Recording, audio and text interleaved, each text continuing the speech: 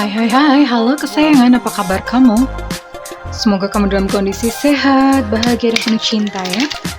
Ketemu lagi dengan saya, Sada Bahiti, dan saya ditemani oleh Cassandra. Kali ini kita membahas tentang pesan cinta semesta. Agar kamu cepat dapat jodoh. Ini adalah part yang kedua atau bagian yang kedua ya. Untuk video 1, nanti saya akan pin di kolom komentar ya, bisa disimak. Dan ini adalah part kedua. Nggak tahu apakah nanti akan ada part ketiga atau enggak, kita lihat hasil reading kali ini ya, oke? Dan ini sifatnya adalah general reading, artinya tidak mungkin resonate dengan semua dari kamu ya. Please be smart and be wise. Dan buat kamu yang udah like, subscribe, dan komen, thank you banget, makasih banget ya sayangku ya. Makasih banget cintaku, aku doain kamu kaya raya, 7 turunan 7 tanjakan. Dan yang belum subscribe ditungguin ya, karena dengan subscribe kita akan lebih mudah untuk terkoneksi. Well, buat kamu yang hingga hari ini belum mendapatkan jodoh dan kamu sangat merindukan gitu seseorang, mungkin merasa capek ya menjadi seorang single fighter. Padahal ya sebetulnya kalau misalnya berpasangan pun juga belum tentu lengkap. But it's okay. Oke, kita bahas ya.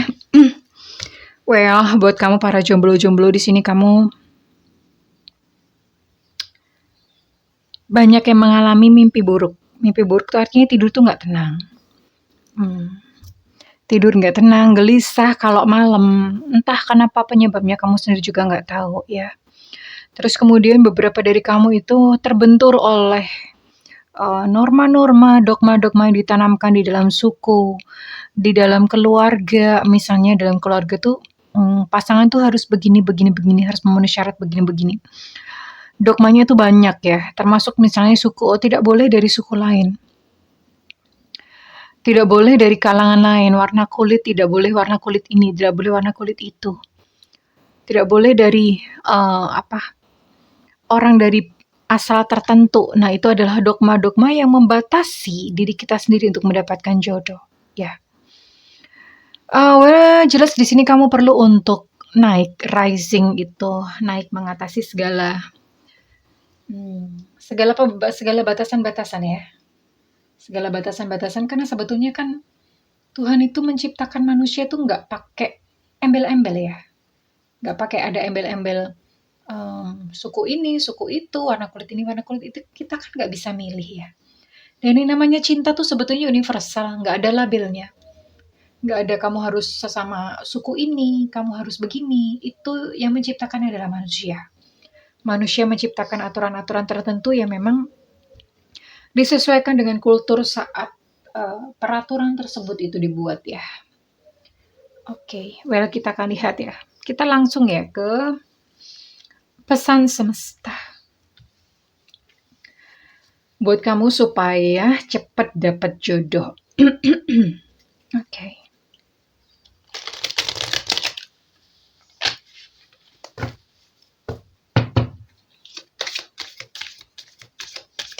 Pesan semesta supaya kamu cepat dapat jodoh.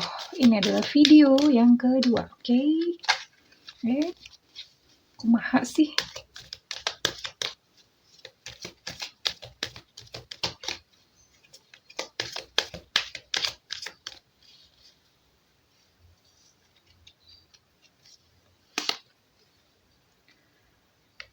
No place like home. Why? Menarik nih. Interesting. Menarik ya. Breathe. Oke. Bernafas. Tapi bukan bernafas yang itu. Never ending story. Wow. Biasanya seseorang yang pernah di PHP, seseorang yang pernah di ghosting, ditinggalin begitu saja ya, itu biasanya akan lebih sulit untuk menemukan pasangan. Kenapa? Karena jelas sekali ada residu emosi di sana yang terperangkap di dalam ya. Jadi kalau ada unfinished business atau never ending story, cenderung biasanya mengalami pengulangan-pengulangan peristiwa yang terjadi ya. Itu disebabkan karena open loop. Open loop itu ada sesuatu yang tidak terjawab dan itu ego itu menuntut satu pertanyaan. Satu pertanyaan. Ego itu menuntut satu jawaban. Harus dijawab ya. Karena kalau misalnya tidak dijawab itu akan terulang lagi, terulang lagi, terulang lagi. Misalnya gimana? Jadi misalnya kamu habis di PHP, habis di ghosting, habis ditinggalin ya. Itu memang sangat menyakitkan tentu saja. Nah, supaya kamu bisa memutus pola, karena kalau misalnya tidak diputus, itu nanti akan ketemu lagi, kejadian lagi. Biasanya seperti itu, ada pola berulang ya. Dalam semesta itulah hukum semesta. Nah, caranya supaya tidak terulang lagi adalah kamu memetik hikmah dari kejadian yang sudah berlalu. Jadi dari kejadian di ghosting itu kamu memetik hikmah. Hikmahnya itu bukan tentang orang lain. Misalnya hikmah, berarti kalau cari orang tuh yang baik, ya itulah, itu bukan hikmah itu namanya ya, itu hanya belajar dari pengalaman. Hikmah itu lebih bersifat kepada diri sendiri. Jadi misalnya apa? Oh iya sih, kemarin aku soalnya merasa kesepian banget. Dan ketika merasa kesepian banget, akhirnya aku asal aja menerima siapapun yang datang dalam hidupku. Ada never ending story. Oke, good. Berkarya. Ini mah buka ini 3 aja ya. Karena panjang. Bisa bikin 3 seri nih kayaknya. Oke. Buat kamu yang kebetulan sedang menantikan jodoh, sebetulnya jodoh itu bukan dinanti ya. Jodoh itu diterima. Karena sebetulnya selalu ada kok ya.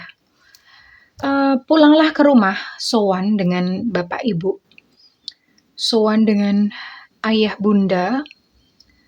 Kalau misalnya mereka masih hidup, kalau misalnya mereka sudah tiada atau sudah meninggal ya, kunjungi makamnya ya, datang sowan ke makamnya. Kalau misalnya tidak bisa hadir secara fisik, kamu cukup lakukan di dalam batin atau telepon kan ya bisa ya. Nah, pulang ke rumah lalu minta maaflah kepada ayah dan ibu. Minta maaf, nggak tahu kamu bikin salah apa, bilang aja mohon maaf Bu, Ananda belum bisa membahagiakan Bapak dan Ibu. Ananda minta maaf, belum menjadi seorang anak yang berbakti. Terserah kamu ngomong apa, tapi yang jelas minta maaf dan kemudian katakan ini kepada Bapak dan Ibu ya. Aku sayang sama Bapak, aku sayang sama Ibu, aku sayang sama Bapak. Cium tangannya, lalu misalnya kamu mau memijit kakinya, dan itu diungkapkan, dikatakan. Malu Kak, kita tuh nggak pernah kayak gitu. Just do it, lakuin aja, ya. Itu kamu mengekspresikan isi hati kamu kepada orang tua kamu, kepada Bapak Ibu. Wait, saya benerin dulu kameranya. Nah, lakukan saja ya. Karena memang demikian ya. Kenapa seperti itu? Mereka pengaruh ya. Jadi pandangan mereka, restu mereka itu mempengaruhi kehidupan kamu ya. Itu yang pertama. Kemudian yang kedua, mungkin kamu tanpa disadari pernah melihat atau pernah merekam kejadian-kejadian yang gak enak antara kedua orang tua kamu ya. Mereka bertengkar atau bertikai. Dan itu masuk ke dalam pikiran bawah sadar kamu sehingga itu menghalangi kamu untuk kamu mendapatkan jodoh itu sendiri ya. Nah, dengan kamu meminta maaf, lalu kamu menyatakan bahwa kamu menyayangi mereka, itu adalah satu pola untuk mematahkan subconscious mind itu, mematahkan paradigma yang ada di subconscious mind ya.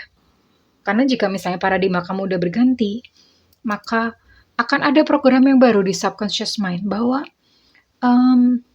menikah, bahwa berpasangan itu sebetulnya indah gitu ya. Jadi ini tadi saya sudah sebutkan, cari why-nya, jadi diambil hikmahnya. Menelisik ke dalam diri itu melihatnya ke dalam diri ya. Aku kenapa sih seperti ini? Oh, karena aku tidak mencintai diri sendiri ya.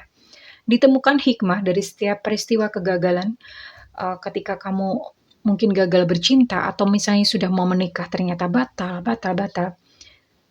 Temukan why-nya, karena hidup itu seperti ujian. Kalau kamu nggak lulus dalam satu hal, dia akan menyuruh kamu untuk mengulangi kembali. Mengulangi kembali.